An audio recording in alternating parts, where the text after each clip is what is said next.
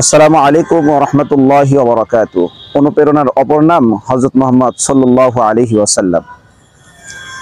যখন গোটা পৃথিবীতে ছড়িয়ে পড়েছিল হত্যা, অন্যায়, অবিচার, জুলুম, নির্যাতন, চুরি, ডাকাতি, লুটতরাজ তথা সর্বপ্রকারের নির্লজ্জতা, বেহায়াপনা চরমে উপনীত, যাকে আমরা আইয়ামের জাহিলিয়াত বা চরম বর্বরতার যুগ বলে জানি, যার করুণ দৃশ্য স্মৃতির মণিকোঠায় ভেসে উঠলে আজ দেহমন তনমন স্পন্দিত হয় তীব্রভাবে। মনুষ্যত্ব বিবর্জিত অধপতিত জাতির গ্লানিকর পাশবিক কর্মকাণ্ড তখন অভিশপ্ত ইবলিসকেও হার মানিয়েছিল।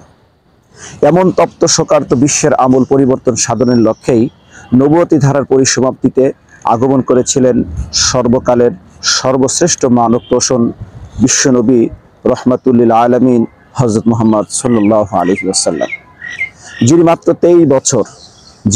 23 বছরের জীবনীতে একটি বর্বর, নির্যাতিত, নিপীড়িত, নিগৃহীত জাতির আমূল পরিবর্তন সাধন করেছিলেন। এমন নবীর উম্মত হতে পেরে নিজেকে গর্ববোধ করছি, আলহামদুলিল্লাহ।